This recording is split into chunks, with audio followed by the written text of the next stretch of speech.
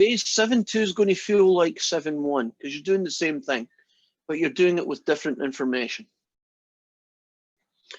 Give you a quick recap. In 7.1, we were trying to estimate what the mean of a population is when we knew the standard deviation sigma. And we did it by essentially getting, say, a sample of whatever the sample size is, say 100, and finding what the mean of that sample was. Let's say it was 57. And you were being told what sigma was. So as long as you tell me how many people are in my sample, what the mean of that sample was, and what sigma is, I can then estimate the mean of what the real value of that population would be. And we do it with a formula. And we have some choices. We can do an 80, a 90. Can anybody remember what the other two confidence interval levels are?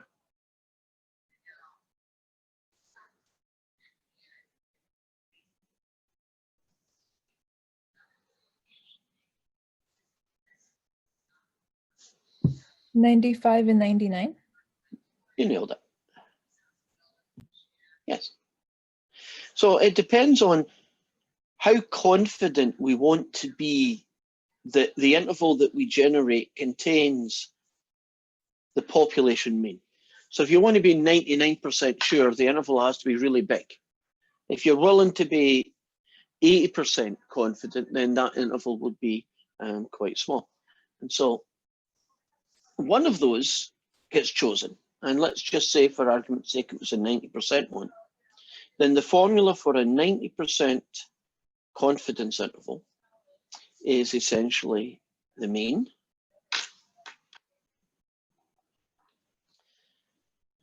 plus or minus.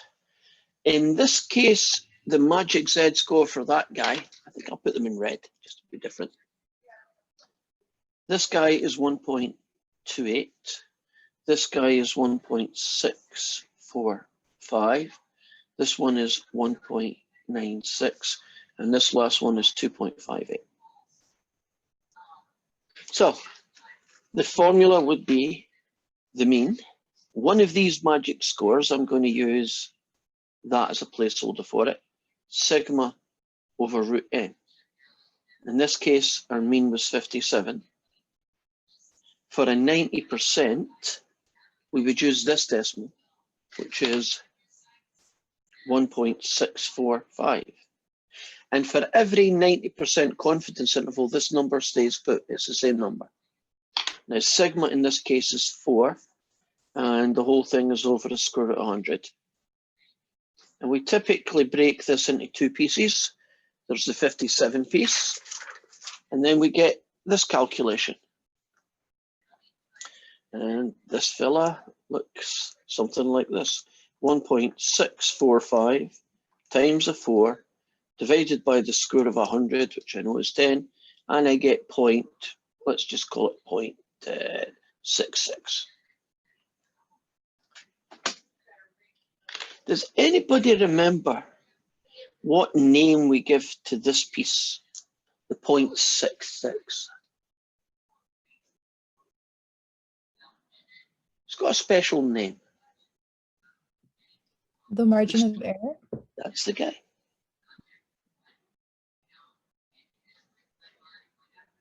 What you might not remember, because we didn't really dwell on it, in the textbook, don't they call it E for short? Margin of error, they just call it E. So in this case, we have on one side 56.34, and on the other side, it could be 57.66. And in the homework, this is very often called the upper limit, and this is called the lower limit.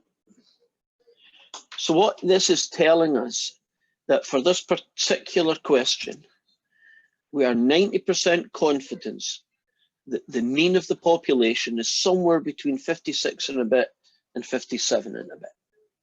Now, we're not 100% sure. We could be wrong, but at least we're only going to be wrong 10% of the time, right? So that's a pretty good average.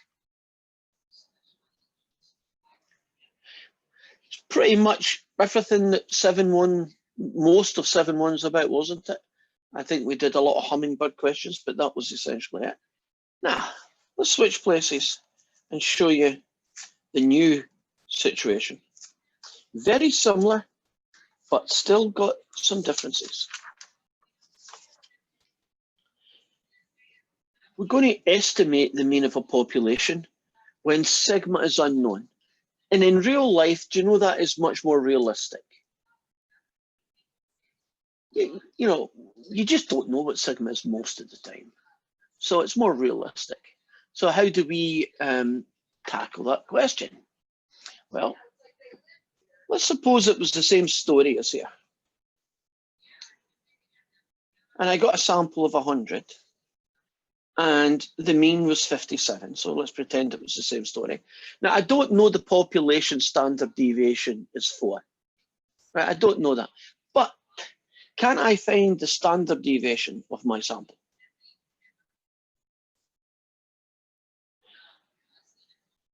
So can you imagine I took my 100 numbers, I found the mean, and I had the standard deviation. We're going to call the standard deviation guy S. And he won't be 4, right? He'll just be whatever it is. Let's say it's 6. And then we're going to have some magic numbers. And they are 80%, as you'd expect, 90, 95, and 99. And this guy will be called T 0.80. This guy's going to be called T 0.9. This guy's going to be called T 0.95. And this guy's going to be called T 0.99. And this is where the first difference happens. When sigma is known, these Z numbers are fixed. It's the same number. Every time you want a 90%, you're going to use this guy. Everyone you want a 99%, you're going to use a 2.58 guy. When you do these, that's not the case. These numbers come from what's called a T distribution.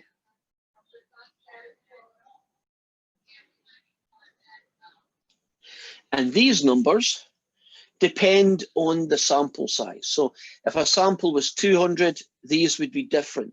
If the sample was 10, these would be different. And every single time, you get a different number. So part of our process that we didn't need to do last time was we need to find what this magic number is. So let's just pretend we know what it is for a second. And let's suppose I want to find a 90% confidence interval. It's going to be X bar plus or minus the magic number for 90 times the standard deviation divided by the square root of n. Isn't it virtually the same looking formula? We just, with slight differences. This number here will now be the standard deviation of the sample rather than sigma. That's not a biggie. This is the same thing. This is the same thing. And won't this thing be a magic number that we haven't quite shown you how to get yet, but once we know what it is, we'll put it in there.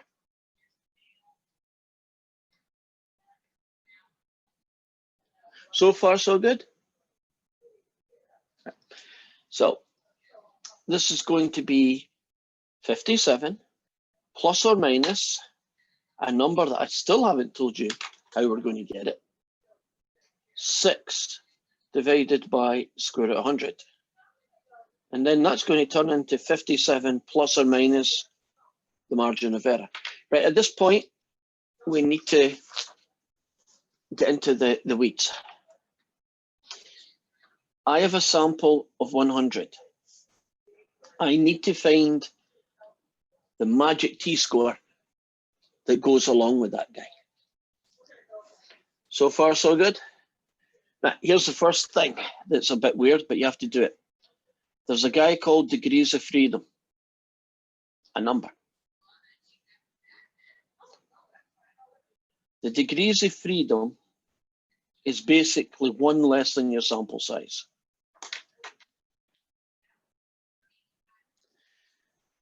This fella here, we will get from a table in salt. This fella here will come from a table in salt. So now I have to go and find that table.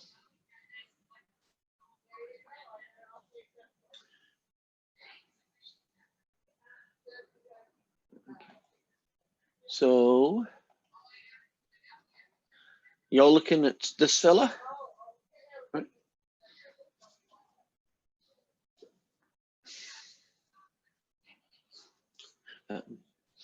Are you looking at question 1 homework?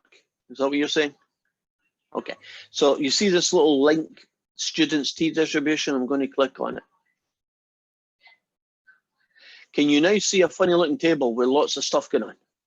Right, and this is a little bit messy, so I'm going to take this as slow as I can. Just going to make it a little bit bigger because there's a lot going on. We are interested in this row here. You see it says two-tailed area. Right? Two-tailed area. I want to find the 90% mark. That means this blue bit in the middle is 90%. Then that means we need to figure out who these guys are, right? Now, if the blue bit is 90, you might expect this row to tell you 90. It doesn't, it actually tells you what's left. So for a 90%, do you see 0.01 is what's left, right? And I've just put that in the wrong place and you're agreeing with me. There we go. It's that one, right? 10% left. Then you see this little degree freedom thing going down here? Scroll down. And you notice that the tables go pretty nice for small data sets. And then once they start getting bigger, do you see how they jump like this? Then all you do is you go along, and the number we had, what, was 99? Now the closest number to 99 I've got is here. So you go down this column here, and you go along here, and the magic number I found was 1.660. So did you see how I found that guy? Right. I'm going to go back and make up some pretend questions. And all we're going to do in these pretend questions is find the magic t-score for different situations, right? So let's suppose we had a sample size of 17 and I want to find t of 0.9. That'll be my first one. My second one is a sample size of 31 and we want to find a t of 0.95. And my third one is going to be a sample size of 201 and we want to find a sample size 0.99, right? We want to find those three guys, right? 17, 31, 201. This first one is going to have a degree of freedom of 16. This second one, the degrees of freedom are going to be 30. And this last one, the degrees of freedom, is going to be 200. So you just have to bear with me on that. I'm now going to return, and we're going to see if we can find those guys. Okay, so the first one had a degree freedom of 16. So that means I'm going to use row 16, right? The guy I want was 90%. 90% is him. So you go down this column until you reach the row number 16. And the guy I got was 1.746. Are you happy about where I found that magic number? That's going to probably be the first thing you end up doing in these questions. You go to a table like this to find a magic t-score. Now, the next one had a degree of freedom of 30. So maybe I have to shrink this a little bit so we can see it all on one page. Now, row 30 is the bottom of that kind of tan-coloured one, right? Row 30, that's 30 degrees of freedom. And I want a 95. Now, if I want a 95, do you see I'm going to be using this guy here? See him? 95. Now go down until you get to degrees freedom 30, and the number I find is 2.042. 2.042. Does that make sense? Can you kind of see how I'm coming up with that number? Right, the next one had the degrees of freedom of 200. Well, can you see that I don't even have a 200? I have a 100 and a 500. Which one of these is 200 closest to? The 100 or the 500? Right, agree? 100. Yeah. Right, so we use the 100 rule. Now, the guy I want is 99%. Do you see the 99% guys here? Now, you scroll down that guy until you get to here, and the number on that row is 2.626.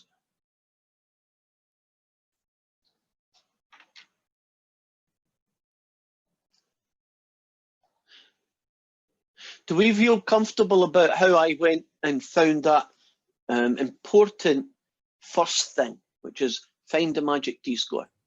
I got a thumbs up, that's good. Thank you. Right, now back to my original puzzle. Remember this story here?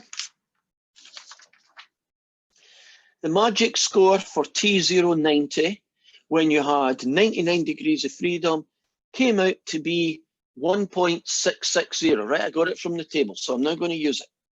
1.660. Then I multiply that together the usual way, and we'll get the margin of error. 1.66 times the 6 divided by the square root of 100, and I got 0.996.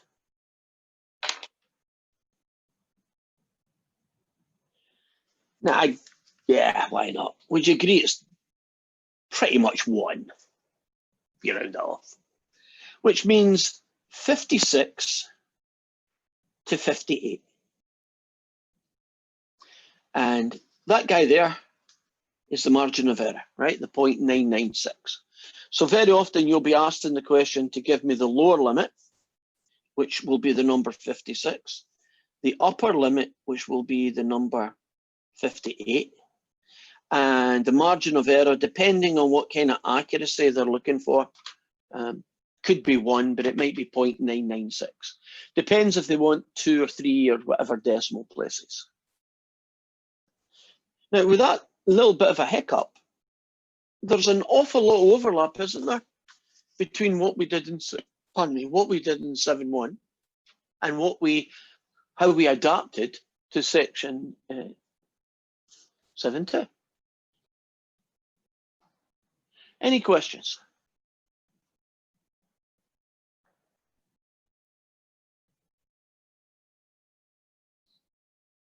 I think that went quite well, but it's hard to tell because I can't see us. Can I get a thumbs up if you got that? That may give me an idea that I can move on. Valerie's good. Oh, okay. I got 2 thumbs up. I don't know if Logan, can you say yes or thumbs up or tell me no, in which case I'll do another. I'll maybe go in and look at it a different way for you. Can you maybe do not one have more? I would say. We good? Okay. Bailey, you good? Yes, got it. Yay, good. Okay. So pretty much you're going to have the same old, same old. So what we're going to be doing is practice at just getting good at this process. You're going to have issues with finding that T, but once you get that T, I think the rest of the process is pretty obvious, right? So finding the magic T-score for any particular situation. All right. Are we good? I think we are, right. Let's suppose that, right, there's not many of us, but I guess we'll pretend that there were. Let's suppose that I got our entire class which is 5 people, not a lot. And I found the average of something and the standard deviation. So let's suppose, so I won't ask you, but let's suppose I asked you for your age and the average age was 27 and the standard deviation was 3. So can you imagine I just got that, right? And we would like to use that information to create a 99% confidence interval of the mean age of all OC students. Okay, let's try and rip this apart, even though I'm still going to numerically do it. Why do you think it would be a bad idea for me to use this data?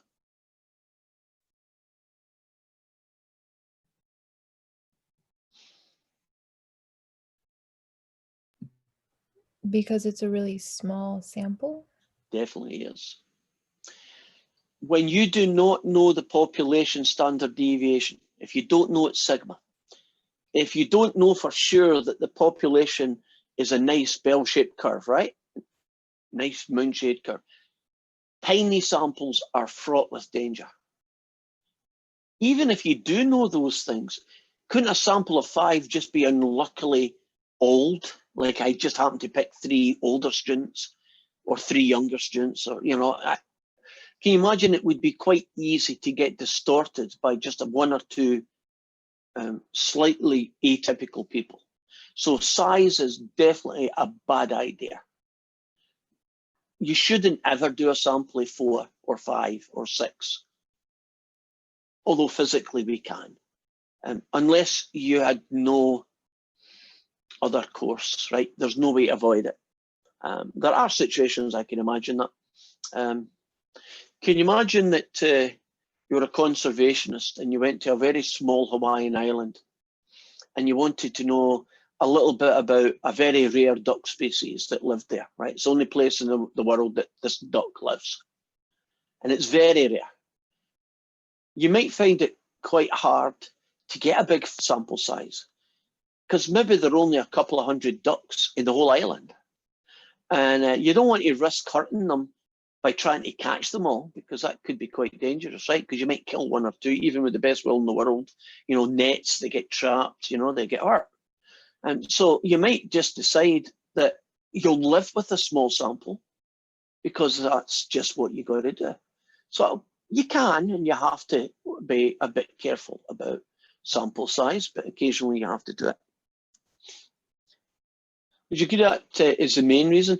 That's the main one I can think of. Can anybody think of another one?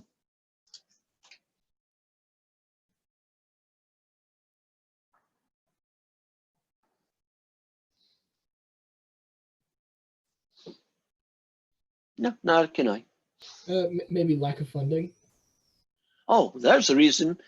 You'd love to ask 50,000 people. Well, that's too many for OC. You'd love to ask 500 people, but you're not going to get the money to do it because, you know, this takes money.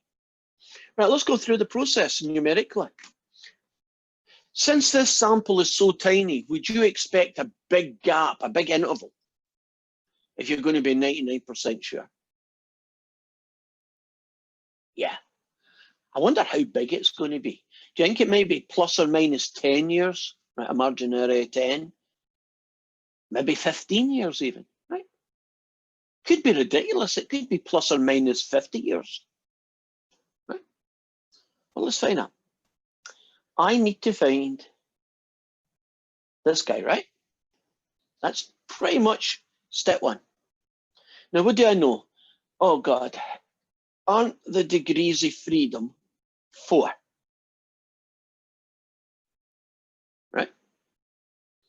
So I'm going to zoom over and we are going to find who the magic 99% is when you've only got a degrees of freedom of 4.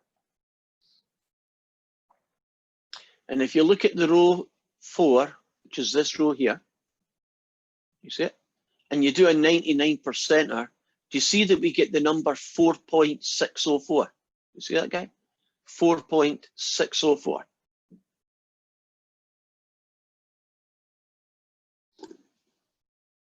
That's pretty big. I mean, if you look at this table, do you notice as you go down the table, the numbers get smaller until you get to right, like over here, like 1.15 and 1.6s.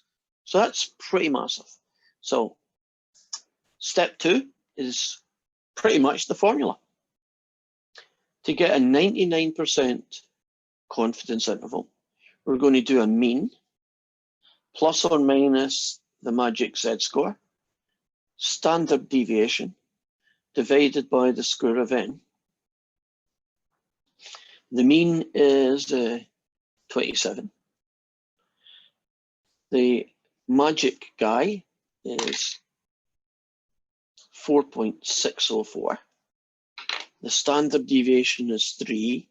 And you notice that it's the square root of 5, right? It's still 5 in the formula. I'll put this together and see what it looks like. It's going to be 4.604 times 3 divided by the square root of 5. And I'm looking at 6.17, let's call it 6.2.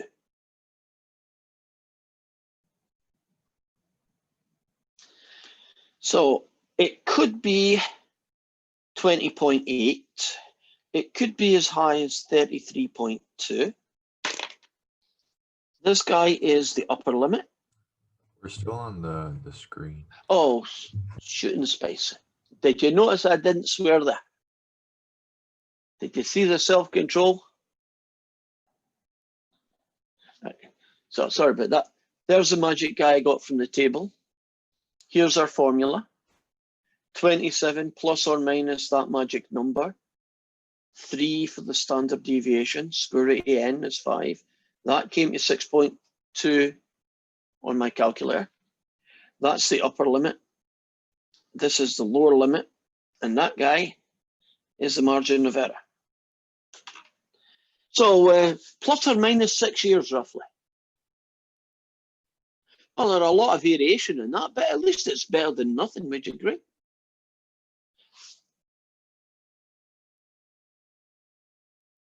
Looking good?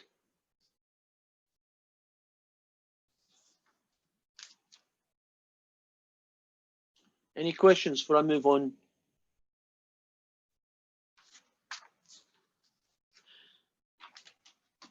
Going to do a similar question. Let's suppose I manage to do a sample of 50, and we're going to keep the other numbers the same. And we're going to do a 99% confidence interval.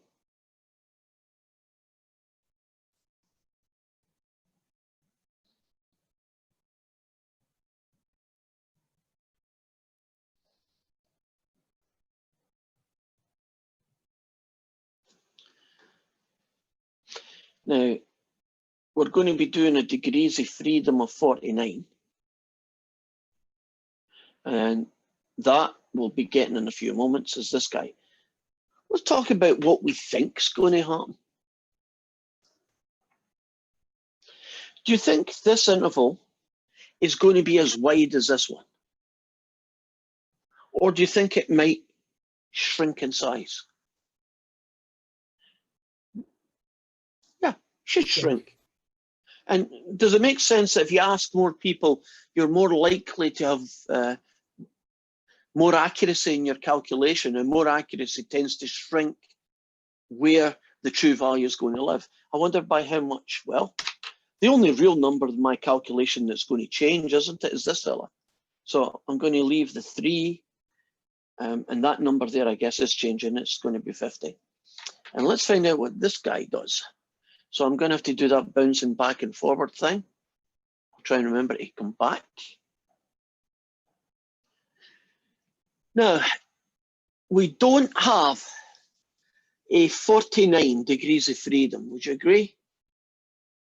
So which one would be probably the best one to use then? 50. Right, it's pretty close to 50, you agree? And I want a 99%, so I have to go up here and find out where it is. 99% is the second last column. And that ends up being 2.678.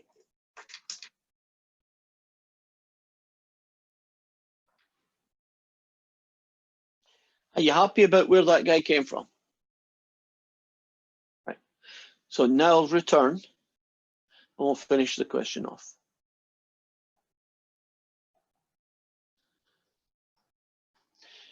So it's going to be 27 plus or minus whatever this guy comes to. So 2.678 times 3 divided by the square root of 50. And the answer I get is about 1.1 if you round it off to 1 decimal place. Wow. Isn't that quite a significant difference in the margin of error? Instead of give or take 6 years, isn't it now up to give or take a year? Right. So it's not just a little shrink, isn't it? Quite a major shrink, quite an important shrink. So that would get me 25.9 all the way up to 28.1 and a margin of error of 1.1.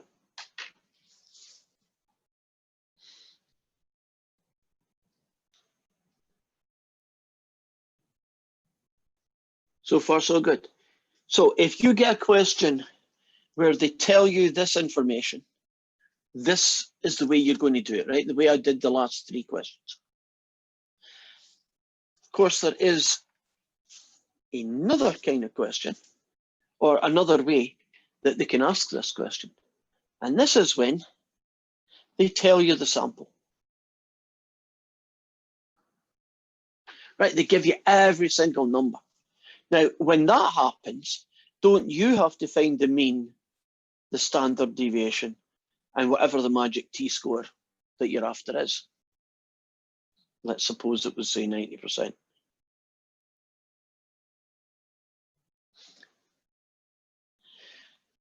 Now, can you imagine if I gave you a set of data and I asked you to get the mean and standard deviation and you had to do it by the calculator? You'd probably be here for the next half hour doing just one question. So the good news is salt. So let's show you how salt takes most of that headache away from us.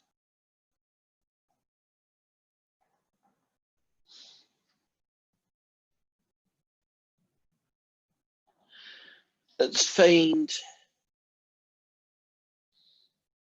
no. Well, I have the numbers here, that's fine, but let me just make them go away, because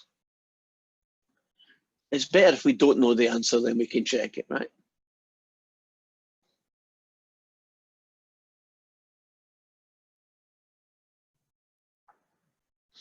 So we're looking at a question where they have given us, or they will have given us, but we find some. Here we go. Here is a set of data where they've taken 3-ring data to try and estimate the age of something. So you can imagine, I'll make a story. Archaeologists find this hut, the remains of a hut from a way back in wherever. And they're trying to find out, I wonder how old this house is, right? You don't get a lot, it's pretty much gone, but you can get bits of wood. And if you can get bits of wood, you can do tree data, right? And here are various numbers depending on one piece of wood compared to another, because some variation in that process is not a perfect thing. So I need to find the mean and standard deviation. So I'm going to use salt. And I'll wait for it to transfer. And it has. Now I need to get the mean and the standard deviation. So I'm writing that down right now as I find it. Okay. One of these headings is the one I need to use. Which heading do I use to find mean and standard deviation? That one? Now if I click on that one, do you see that the mean is 1,278.35 and a 6. And right next door to it, we have a standard deviation of 42.4974. So that's how salt is going to help me with that piece of the puzzle. So I'm going to go in here and I'm going to type in 1278.5556 because they asked me to do it to 4 decimal places, right? And the standard deviation is 42.4974, which I'm happy with. Now, the guy that they're calling TC, C is just a placeholder, in this case 90%. So that is going to be the magic number for 90%. Now, there is 1, 2, 3, 4, 5, 6, 7, 8, 9. This data set has 9 numbers in it. So that makes degrees of freedom 8. Right, 9 numbers, degrees of freedom 8. I'm now going to zoom back up to the top to hit that little table. You know, the one we've been using today a lot. This table.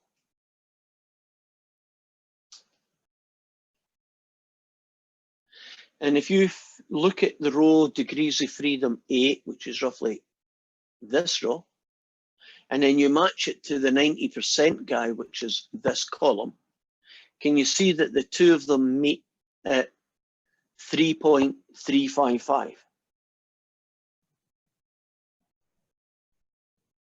Are you happy where I got that number?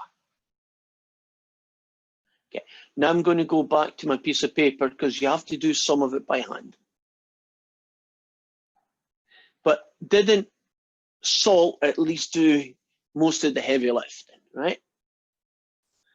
Remember, that was the mean we got, that was the standard deviation, that's the magic t-score, and there's my degrees of freedom. So I'm now going to find a 90% confidence interval using this information. X bar plus or minus this fella times S divided by the square root of 9. It's going to be 1278.55556 plus or minus 3.355 times 42.4974 divided by the square root of 9. So that's going to be 1278 with some decimal stuff. And then I go over here and we go 3.355 times 42.4974 divided by the square root of 9, which I know is 3, and I get 47. Since they want 4 decimal places, 5263. So we're going to find the lower limit, the upper limit, and the margin of error. Well, actually, I know the margin of error. It's 47.5263. So if archaeologists were talking about that site and they were writing a paper about it, they would say, you know, they'd probably round it off. They'd say that this building was about 1,300 years old, give or take 50 years, right? So you know it was being used somewhere between 1250 and 1350, right? So you got a kind of ballpark figure based on just bits of wood, essentially, which is pretty good when it's just bits of wood. You still manage to get that kind of information. Now, if you want to get the lower, it's a bit messy, but that's what calculators are for, especially when you want 4 decimal places. So I'll take the 1278.1235 and a 6, and I'll take away 47.5263. And that comes out to be 1231.5 0.0293, and then the same number to start with, and add the 47 guy. And at the other extreme, I'll get 1326.0819.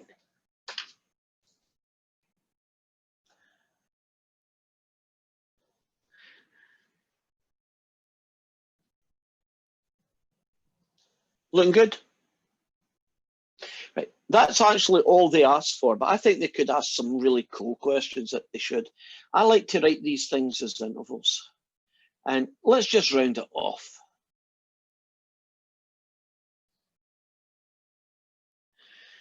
That archaeological site was being used somewhere between 1231 and 1326. Do you see that you've got a kind of ballpark figure for it?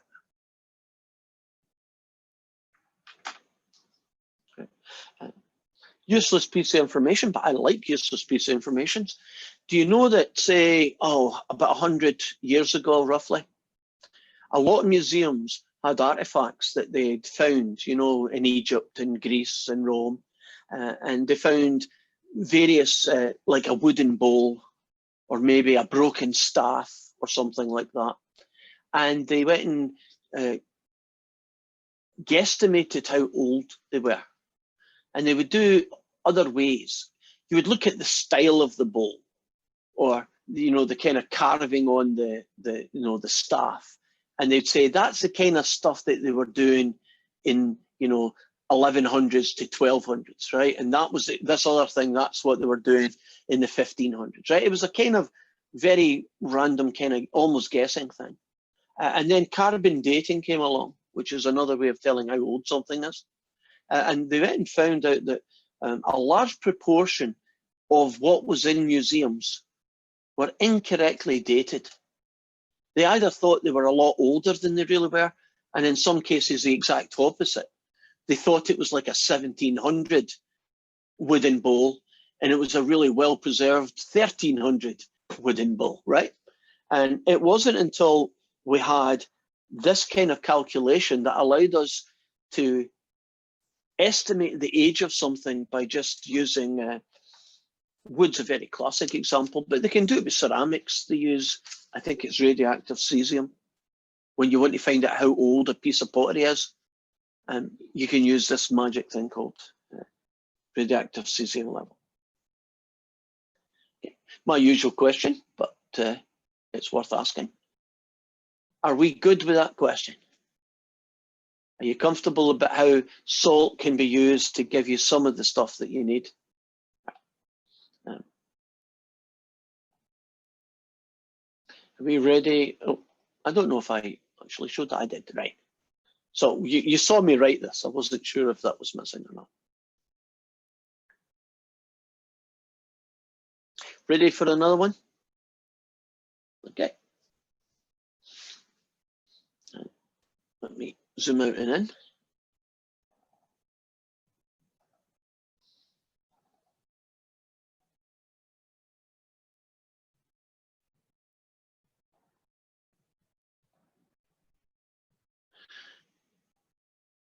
Just closing off some windows. That's why I'm pausing here. Right. Are you looking at question 8? Yeah. Okay. Can you see that question 8 is basically the same question as question 7? So you tackle it the way I just showed you, right? Now, question 9 is about how much do sleeping bags cost? And here is a basic sample of somebody went round a whole load of different places where they sold sleeping bags and found out what the prices were. And if there were a place that had, 4 different kinds of sleeping bags, they found those prices and they came up with this big set of data. Now we need the mean and standard deviation, and then we hunt for the rest. So I'm going to use salt. Wait for it to update. Hit descriptive statistics. Can you see the mean and the standard deviation that we use. 2, 4, 6, 8, 10, 12, 14, 16, 18, 20. So there's going to be 20 people here. So let me set this up. There's 20 people. The X bar was 28.8668.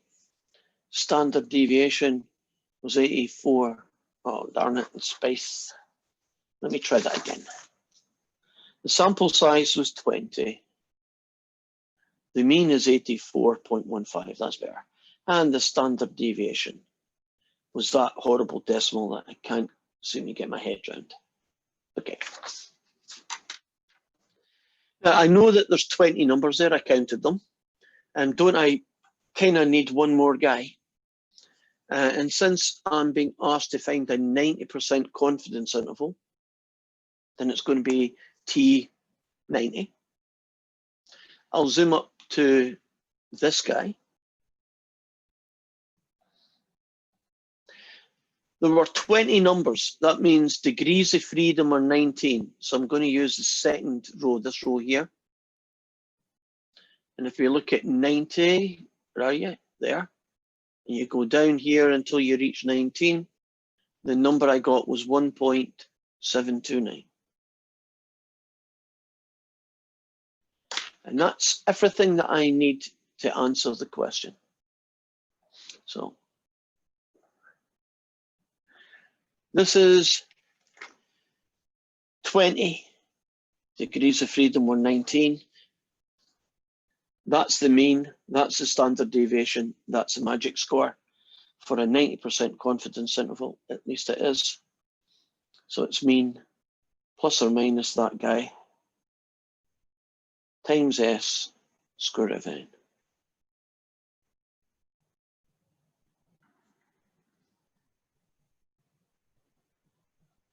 Just writing down the numbers here.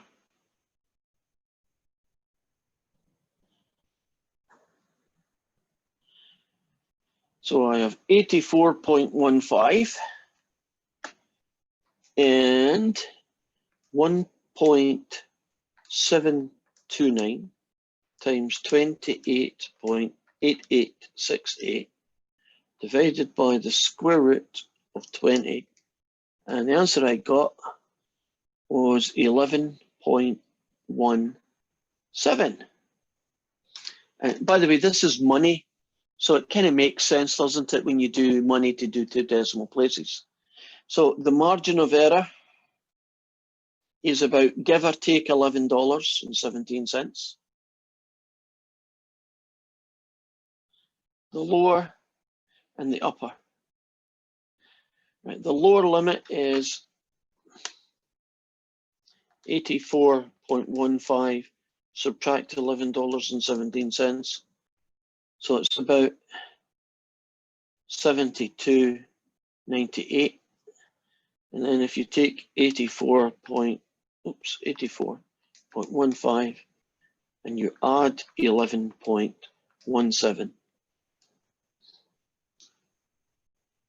95.32. So the average price of a sleeping bag,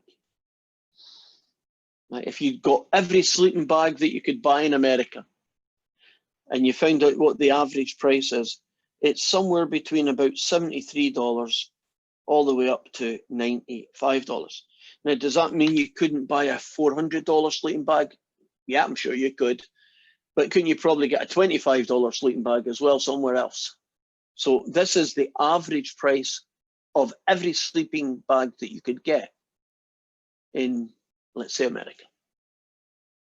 And that's based on a very small sample of 20.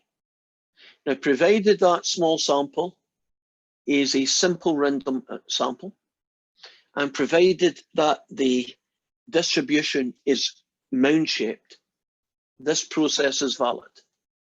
I'd still be a bit worried about 20. It's kind of small, but yeah, you can still do it. Any questions?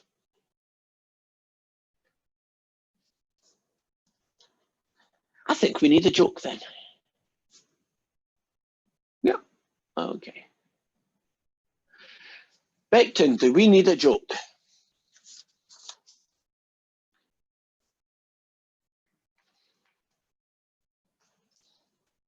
Valeria, well, how about you? He might be, let's see if he's on chat. No. Bailey, would you like a joke?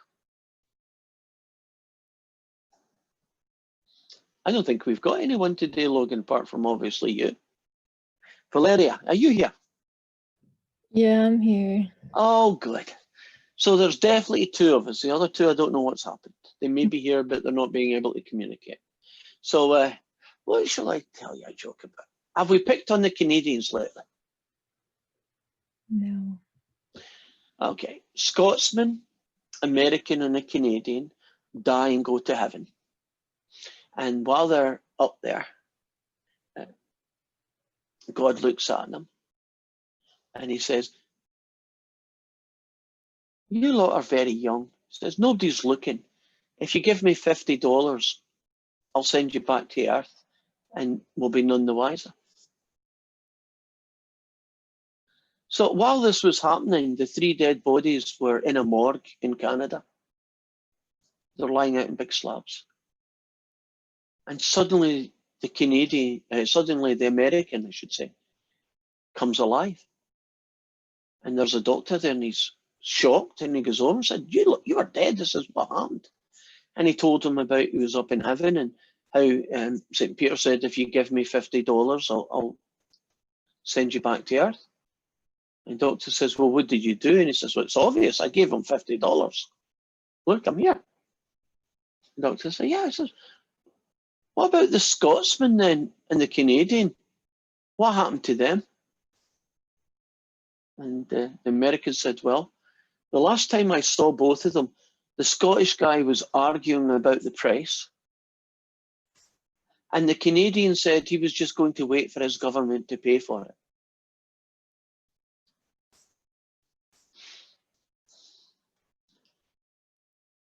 You actually liked that joke? Oh, thank you. Logan, did you like that joke? You know, I told that same joke to, I think it was my other stats class, and that joke died a death. That was... You know, I find it even more funny that God's just like, hey, $50, come on, man. $50. Well, since it's a joke, we don't really put much reality to it. I don't think money would be much useful to either St. Peter or God. What else did I tell you?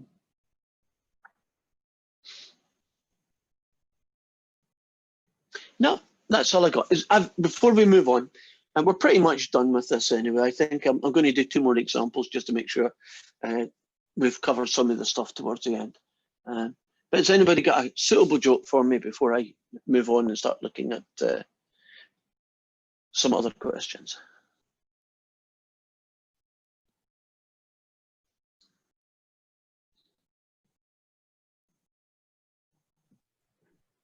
What's the best thing about Switzerland? I don't know. What is the best thing about Switzerland? I don't know, but the flag is a big plus. Oh. My choir teacher told that the other day, and we all just booed him at the same time. Oh, no, that is so bad, it's good.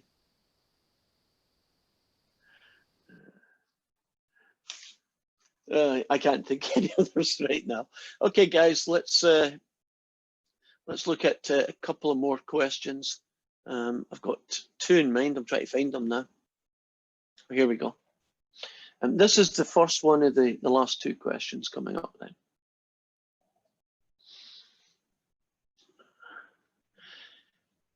Now,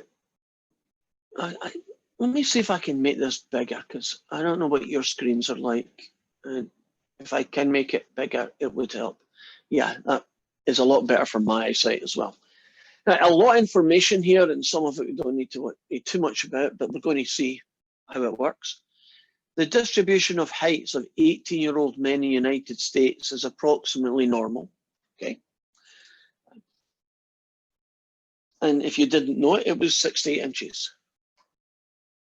And the standard deviation is 3 inches. In a program called Minitab, we can simulate drawing a random sample of size 20. So what happens is you get a piece of software and it just randomly like picks 20 people, if you think of it in that way, right? And what you can see here is the summary of that. So they tried, imagine it's not Minitab. Let's just suppose you went out, Logan, and you randomly picked 20 people. And this is what your data looked like. The average height of the people you chose was 68. This was the standard deviation. You don't need to worry too much about these calculations. But the key number is, you see the confidence interval. The whole question's done for you, right? That, by the way, is the standard error of the mean, which is just a fancy way of talking about the S over square root of n. I wish that wasn't there, it's a distraction. But here's the key thing. According to your first sample, the average for Americans is somewhere between 66 and 69. Not a bad sample, because the right answer is 68. Didn't you nail it? You got it with that one. Right, you did it again, the second sample of 20, and it came out as these two numbers. And the average is 68. You nailed it. You've done it a third time, you're on a roll. Would you agree that this contains 68, so you worked? And then you got to this fella. Did you make it? Does your interval? You sneaked in, didn't you? Just by the, what is it? The skin of your teeth, right? Because isn't 68 just inside that interval, but not by much? Now, if you do a 95% confidence interval, do you know if you do it often enough, aren't you going to get at least one time you're going to get it wrong? 95% confidence, isn't that a 5% chance of being wrong? A 5% chance is, another way of saying that, isn't it a 1 in 20? So if you did 20 samples, right? So if Logan went out and did this 20 times, 19 of those times he would get an interval where the real answer lived. Now the intervals will be different, but what will be the same is that 68, the real answer, will live inside them. But probably won't one out of your 20 be wrong. So there's a moral to this story. Whenever you take a sample, couldn't this be the 1 out of 20 times you get it wrong? So don't rely on this technique as a kind of, I know the answer, I know what it is. Well, you think of it more as, here is an interval where I'm 95% sure the answer lives, but I'm also suspicious that this might be one of the 5% times when I get it wrong. Because right now, isn't there an awful lot of polls going on about who's going to win this and who's going to win that? Most of those polls, as far as I can tell, but they don't tell me, are probably 90% confidence intervals. Doesn't that mean 1 in 10 of them are telling you something that's not true? 1 in 10 of them, the truth is actually different from what they say. So there is no guarantees yet until they have the election. Now, in here, they're showing you what the box plots of those things look like. Oh, here is the first question. Examine parts A to D. How do the box plots of the 4 samples differ, and why should you expect them to differ? Well, a couple of things that are quite noticeable. Do you notice that the shapes of them are different? This one has got quite a small variation. This one here has a large variation. That's one of the possible things. The interquartile range is the difference between the first and the last. so they differ in the interquartile range. Do they differ in where the median is? Yep. So they differ in the interquartile range, the median, and the whiskers length. No, is the whiskers length different? I think so. A little bit on B. Right. So you go through one of those and one of them is what you want and you're done.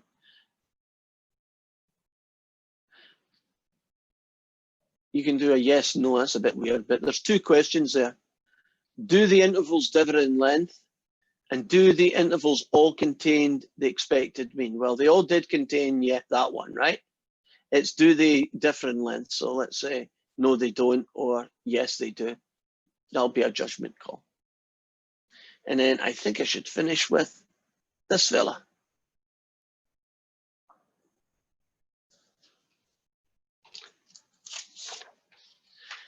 The price of a share of stock dividend by a company, estimated future earnings per share, blah, blah, blah. If you're interested in that, that's good. What I'm interested in is finding what the average is. In this case, the random sample is 51, which means the degrees of freedom are 50. I need to find the mean, the standard deviation, and a 90% confidence interval, because this book has no imagination and just didn't want you to find a 99 or a 95 just to be different. So I'm going to hit use salt.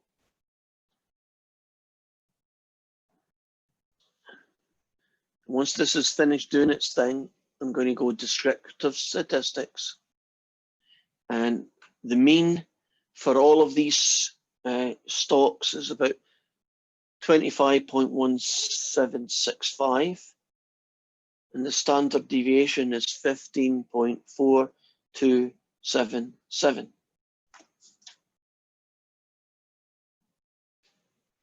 I now need to find, like every one of the other questions, so I'm going to have to go up to the top and I'm going to hit this guy. And I need to find degrees of freedom 50, which is this white row here. And I want a 90%er, which is this column here. And they meet at 1.676. That's everything I need to know to answer this question now. So here goes. Let's get this guy finished.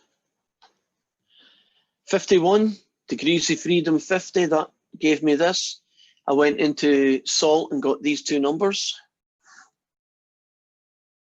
A 90% confidence interval.